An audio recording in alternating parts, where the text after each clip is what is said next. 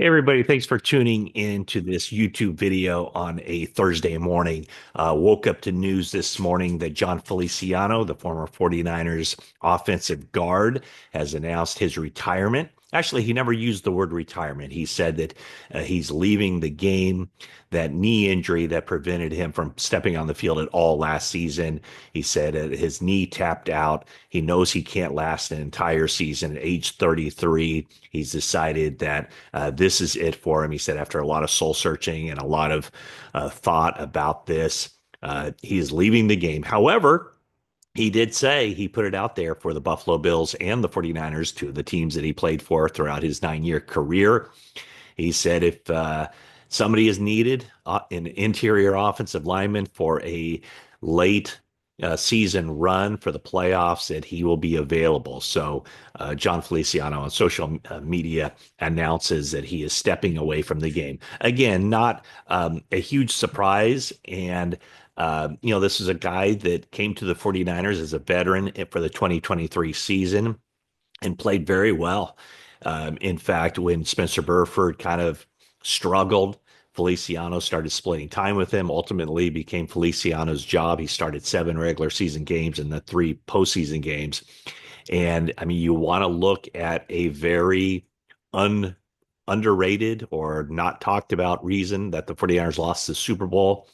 Maybe look no further. I mean, we've talked about a lot of other reasons, including Dre Greenlaw's injury, but maybe look no further than the injury to Jon Feliciano's pectoral, which forced him out of the game after 31 snaps. 49ers ended up playing 75 offensive plays in that game. He had to leave the game, and Spencer Burford came in. And of course, Spencer Burford was the one who missed that assignment on Chris Jones. It was his responsibility. Ended up being a third down incompletion when some guys were open. Third down incompletion in overtime. 49ers settle for the field goal. And then the Chiefs march down and win the game. So who knows if the 49ers would have won that game if that block had been picked up.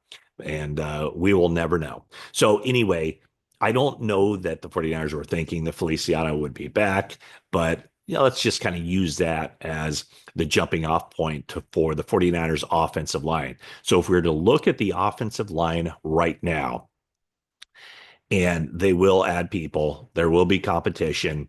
But if you look at the 49ers offensive line right now, it looks very similar to the 49ers offensive line of their Super Bowl season, except for Dominic Puni would be at right guard and potentially Spencer Burford at left guard.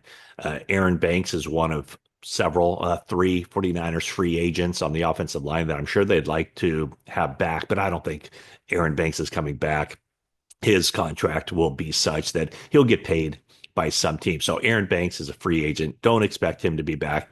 Two other guys that I think 49ers would like to bring back at the right price, Jalen Moore, the swing tackle, and Ben Barch, who could also compete for that starting left guard position. So right now, the 49ers offensive line, and again, don't read too much into this. This will change, but Trent Williams at left tackle. Let's go with Spencer Burford at left guard, Jake Brendel at center, right guard Dominic Puni, right tackle Colton McKivitz, and then we'll see how things shake out.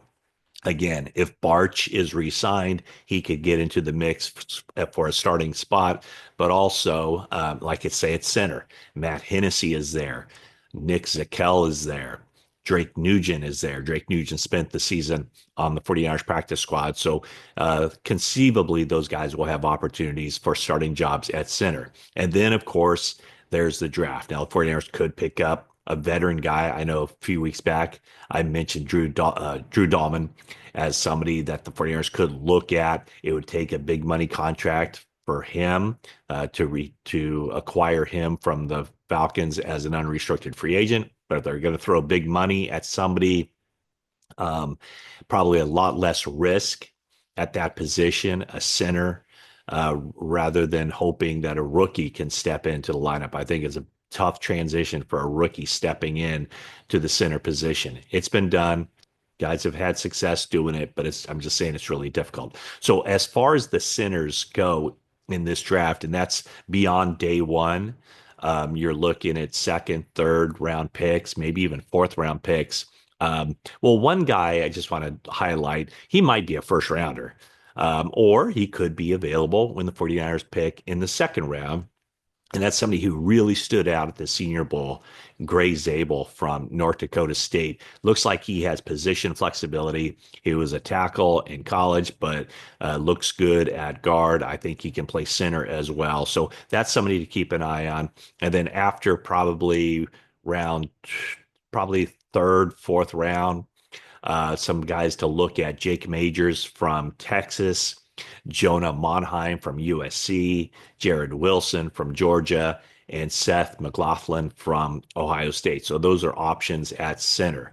Now, if we go to the first round, that would be the area, first or second round, where they could potentially land a tackle, a talented tackle who has a chance to make an early contribution. I'm not sure the 49ers necessarily need an early contribution from an offensive tackle, but they very well might need a starting offensive tackle for the 2026 season. And the 49ers always try to draft 1 year ahead of when they figure they'll have a need. And so that's why the 49ers potentially at number 11 overall could go with Josh Simmons from Ohio State. He had the ACL injury in October. Not sure exactly when he's going to get cleared to play, but Josh Simmons, a guy who has good size, good feet, um, the athleticism to play that position in the 49ers outside zone scheme. A lot of people seem to think that he could end up being the best offensive lineman, best offensive tackle out of this group. And 49ers could pick him up at 11, going into it fully knowing that he might not be ready to make any kind of contribution in 2025.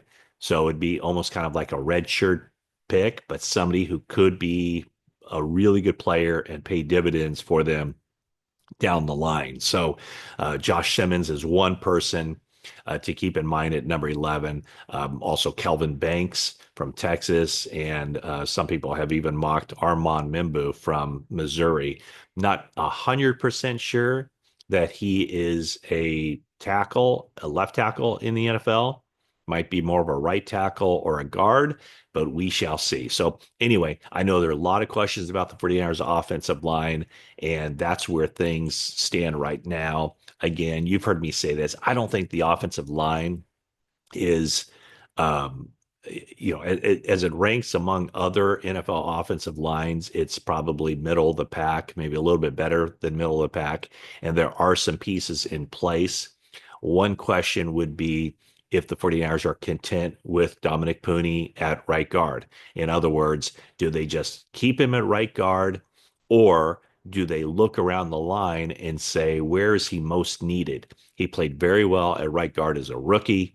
We all know that, but he also has tremendous position flexibility. I don't think they would want to move him to either the tackle spots, but you left guard, have him on the same side as Trent Williams. Center, is that a possibility?